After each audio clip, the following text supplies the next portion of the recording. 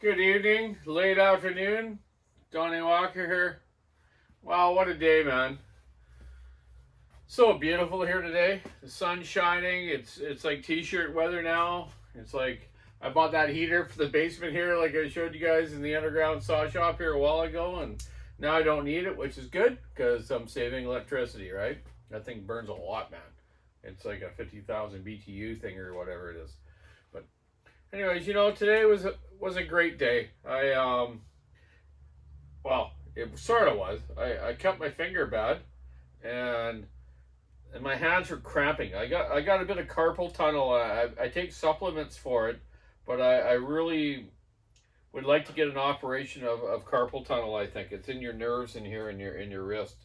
So I just gone to the doctor lately and got a lot of tests, and I got to refer up to him now and see him and talk to him about that stuff. So I go to a hand specialist, also a brain specialist because my brain's all over the place. But we don't need to get into that tonight. I just wanted to talk tonight about all the wonderful people I've met on YouTube. Um, it's just great, man. I got over 14,000 subscribers now, and I've met a lot of good people all over the United States, Canada, the world, the globe. Brian Good got a saw tonight. It was the 372 X Torque that I did for him for free. He guessed the number right there of around Christmas or New Year's at that time. So yeah, it took a little while to get done because I'm quite busy, but I got it done for him, and he came home. He got home tonight or this afternoon, and he couldn't help himself. He had to go out and fall a couple trees and buck some wood. He sent me a little video. He told me he's not much of a video guy, but you know what? Your video was good, buddy, and I really enjoyed that. It was awesome. I'm glad you got that in your hands now. So he's got a nice X-Torque 372 that rips now. Like the one I showed you of the stock one versus the other one with the bucking type one I did there. So yeah, he's quite happy. There's nothing wrong with X-Torque as long as you build them right and treat them like a nice, good work saw. And just the same, like just yesterday I talked to a friend of mine, John Power, in Newfoundland, which is across the country in Canada here. He lives on the other side of Canada. I live on this side. Kind of funny. He works in the Arctic, I think on oil rigs or something like that. Eh, John? Maybe I'm wrong. You can tell me that. Comment to me. But another Falvis guy. And you know what? Everyone I talk to are like, oh, you ever come out this way, come by and stay over? And I say the same thing to people, man. If you guys ever come to Canada here, to BC, to Vancouver Island, I'm a great tour guide. I'll show you everything. As long as you pay for it. Just kidding. Anyways, yeah, just a great day today. Hearing that from Brian about how he, just thinks just done a really good deed for him. And that was nice. So, building work saws for people that can enjoy them and have a good life running them. It's just awesome to me, man. My history of working on saws, I was around probably 8, 9, 10 years old maybe when I started hanging out with my dad at the Woodland Supplies, working on little McCullough 110s and stuff like that, and watching him work on stuff and learning, right? So, if I was 10, that's about 48 years of work now I've done on saws. Yeah, about 48 years experience I got now on that. Plus about 200 more from the knowledge I've learned from my dad and other fellas. Hey, that's about it though. So tonight today I was working on a 576 Auto Tune, the original first version of Auto Tune for my friend Tom Walker in the mainland, in Langley area. Tom's gotten to be a bit of a friend of mine, and he likes his fishing. He's going fishing tomorrow. It's a secret lake that I can't tell. I guess it's called Zippermouth Lake. I forget the name of it, but that's what I called a lake years ago when me and a friend had a nice one up island that I didn't want people to come to. So we talked about a bit about sturgeon fishing. He's going to take me sturgeon fishing in his boat.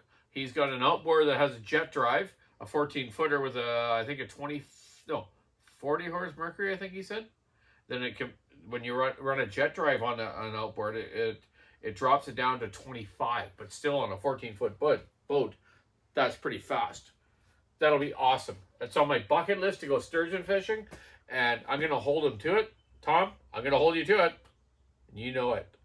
So Tom Walker, Donny Walker's coming over there to go fishing with you. Maybe not next week, but in October when the sturgeon fishing is the best that you told me.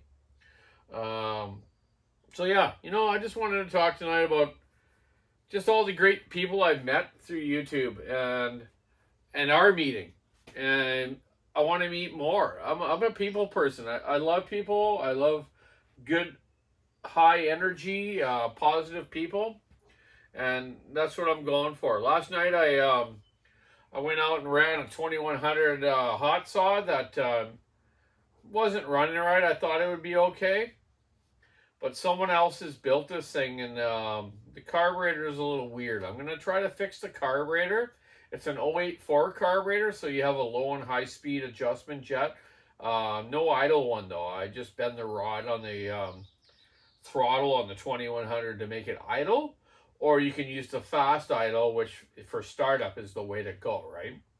So I lent my friend Steve my 592 with the pipe, which is a stock saw with a pipe, and the thing works awesome. So I lent him that to practice with and use, and mixed him up some 32-to-1 Modal mixing oil, which is a go-kart mixing oil from Europe, fully synthetic. I mixed it at 32-to-1 with 91 or 92 octane from Shell. I really like Shell fuel. Shell fuel in Canada here, I think, is one of the best. It's almost as good as 94 Chevron, but it's just good fuel. It's non-ethanol. It's great stuff. Everyone talks about on YouTube and the internet about ratios of fuel and what kind of fuel and oil to use. Just run a good, decent oil and fresh gas, and you'll be okay. But don't run any less than 89 octane, 89 and above. Okay. If it has ethanol or not, run it anyways. You'll be okay. Just keep it running. Don't let it sit too long with ethanol type fuel in it, or it'll start ruining your diaphragms in your carburetor and your gas lines and stuff like that. Wow, I just made a wicked baked spaghetti dinner, and it's cooling down. So I'm also working on my RV little trailer out front. I'll do a little video about that tomorrow, actually. It's a nice little unit. It's a used one. I fixed the hot water heater. I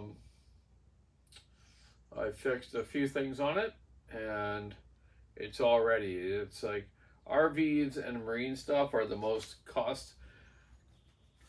expensive things to run, right? It's like twice the price for a fitting for an RV or a marine thing than it is for a regular thing, which whatever. I don't know why, but they just gouge you, right? And plus the Husqvarnas here lately are like breeding like the rabbits outside that Fozzie likes to chase. There's 3 550s to do. I'll do them Monday, a 572. I did a 661 and a 462 today. One for North Falling, and the other one I believe for a fella in the U.S. Let's check it out, man. Let's see. This fella is from Langley, BC, local guy, Richard Brooks. Right on, Richard. Your 462 is done. We'll drop it off at Walker's tomorrow, and you'll get it soon. The 661 is for North Falling. A friend of mine, Bridger.